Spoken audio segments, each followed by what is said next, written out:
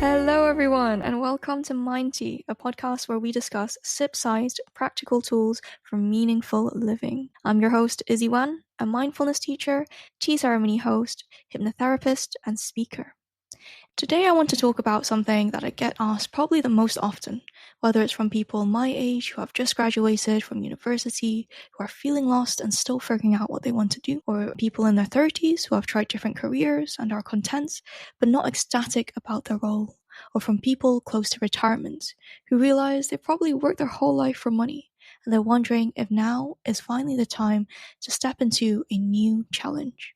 So whichever stage you are in your life, I want to offer you these 5 steps to help you bring more clarity into what it is that you actually want to do in this life. But before I get into the steps, I want to share with you how I discovered what I believe is my life's purpose. The story goes back to when I graduated from university. After a few months of job hunting, I finally landed a full-time role in the food industry. It was a unique position that made use of some of my skill sets and my love of food. I'm a massive foodie, and I even had a little food blog at the time. So it almost felt like a dream, like I was turning this hobby into a career. And at first, it really was great. I was learning loads, I was trying new things, but a few months in, I'd mastered the core skill set of the role, and most of my day was spent doing really tedious, repetitive tasks. I remember in my annual performance review, my manager asked me what I really enjoyed, and I told her public speaking, coaching, and presenting. And I remember her being so confused and puzzled at the time, because these were things that barely came into play in my role there. Whilst I love food, I felt like I was using only 10% of my true potential in this role. So then came a feeling of wondering if this was the right role for me. However, I stayed for another year because for the most part, it was a comfortable role and I was doing well at it. I wasn't entirely fulfilled, but I also wasn't entirely unhappy. And I thought to myself, maybe this is just the way things are in life. You are supposed to be content. Maybe being overfilled with joy in a role that you love is not a realistic goal. And then came a shift when my manager left on maternity, and I began to have double the workload, where I was essentially doing a 2-person job. I was often staying later than anyone else in the building, and no one would even know because my office was on a separate floor. Things built up very quickly, and it got to a point where I had dry eye syndrome, and I carried 2 bottles of eye drops to work with me every day. My wrists were developing carpal tunnel syndrome from typing so much, and I found myself replying to work emails even when I got home. When it came to nighttime, I would lay awake in bed staring at my ceiling, dreading going back the next day. But despite these challenges, what really got me out of it in the end was actually something a lot simpler. It was realizing that I was no longer smiling. So I think of myself as quite a jolly, positive, happy person, but by the end of my role there, I didn't recognize who I was anymore. And I quickly realized that it wasn't sustainable for me because of that, and decided to eventually quit my job and follow my purpose. What I learned from this experience is that sometimes you actually have to hit that stage of crisis in order to force yourself to act differently. I had to reach that stage of extreme burnout to make me quit. And so the opposite of happiness is actually not unhappiness, but apathy, hopelessness, and inaction. At this stage in my life, I certainly don't believe that being content is the way things are. And let me tell you from the other side that being so incredibly happy to do what you love each day is absolutely possible, and it's a very gratifying feeling. So here are the exact steps I took to find my purpose, and the steps you can take to start getting closer to yours. Step 1. Try new things and build self-awareness. Let's say you don't know what you see yourself doing for life yet. Or you might have a couple of options there, but none of them really screams your name. None of them really gives you that much of the pull yet. Start here. Start experimenting. Take classes, workshops, and explore different hobbies. And you might say, I don't have the time, I have a really busy job. But you don't need to quit your job, and you also don't need to have it all figured out to do this. You can even set aside some learning time for yourself each week to explore a new tutorial on YouTube or listen to a new podcast related to what it is you want to do. Trying new things and getting to know yourself so well is something you can do at any age, regardless of what career you have or don't have. I built this mentality because when I was young, I was fortunate enough that my mom put me in a lot of different classes, even those that I didn't think I'd initially enjoy, just to explore what it is that I did enjoy. And when I grew up, I carried the same mindset with me, trying everything from luxury hospitality, front of house receptionist, sports coach, to door-to-door salesperson, to freelance graphic designer, to policy officer and recipe editor. So all of this was building me up the entire time to identify what I did love and what I didn't love, or what I was good at, or what I would be much better replaced by a robot for. So when you're trying these new things, observe and watch how your energy feels while you're doing them. Which scenarios do you feel more awake and alive? And which ones do you feel more drained and exhausted in? The key in this stage is to really pay attention to your energy, because your energy never lies to you. Step 2 is narrowing your focus. Maybe you're someone who already knows themselves very well, or maybe you've begun to develop your self-awareness through trying different things. It's now time to zoom in and really narrow your focus. And we're going to do that by creating 2 lists. The first list is your passion list. So in this list, you're going to write down all of the things that you love doing. It can be however long or short you wish. There's no right or wrong. Think about what gets you up in the morning and what keeps you up at night. In what situations have you been so submerged in a state of flow where you were so engaged in what you were doing that you forgot about time? If you could do anything in the world with no limitations and no financial constraints, what would you do? What legacy do you want to leave behind when you leave this world? And the answers to these should all be on your passion list. We're going to move on to the second list now, which is your skill set list. And here you want to write down what you know of yourself, what you are naturally good at, what skills are consistently mentioned about you, not only from your friends and family, but maybe even coworkers, or maybe even some acquaintances. What do people often ask for your help with? What challenges have you overcome, and what strengths did you use to overcome them? This stage is all about getting to know yourself. And once you've written both of these lists down, you're going to then rank each of them, starting with your passion list, focusing on what you can see yourself doing the most for life, and then reordering that to number 1 on your list, and then number 2, number 3, so on. Once you've numbered this list, repeat it for the skill set one, ranking again in order of what you're best at as number 1, and then what you are second best at as number 2, and so on.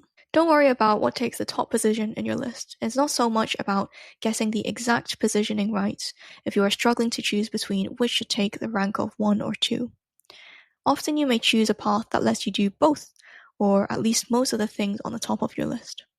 So it's more so about having a bigger picture idea of what your priority passions are and what you would give less energy to, or what you would prefer to keep as a hobby. Once you've numbered and reordered both lists, this is where you start to look for overlaps or patterns in each of these lists.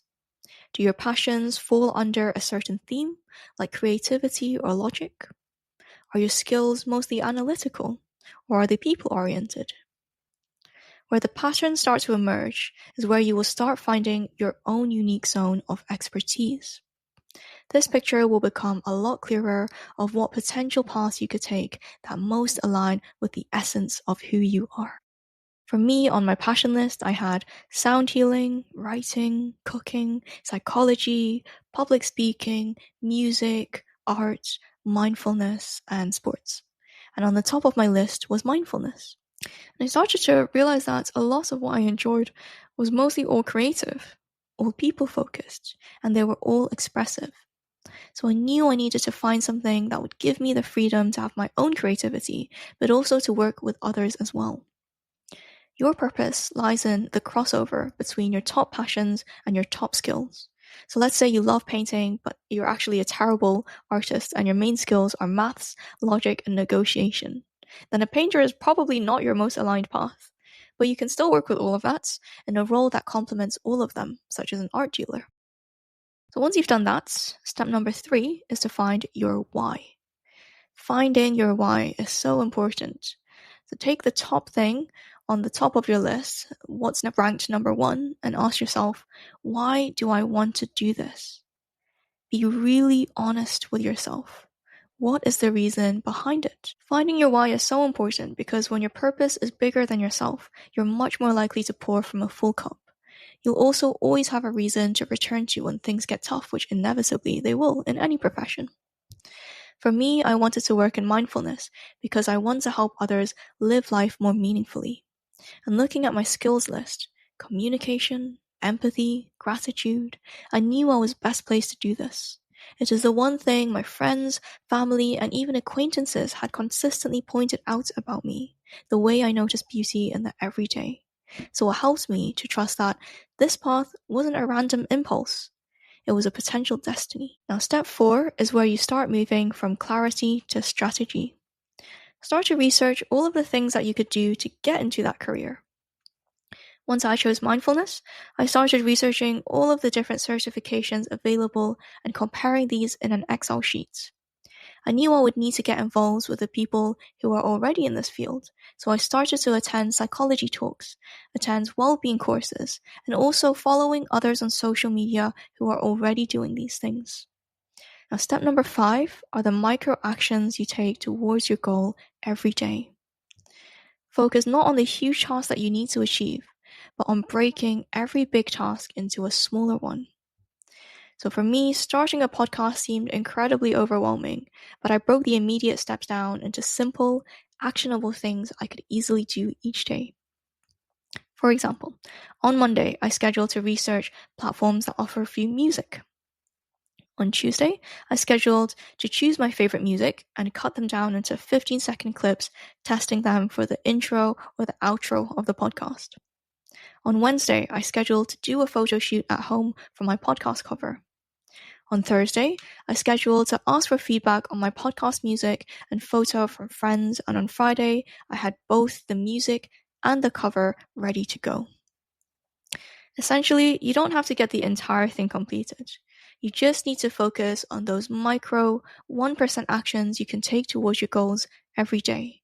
And to remember that you doing 1% consistently over time is going to compound significantly larger than if you were to do 20% once a month, 2% a month later, and 12% a few days after.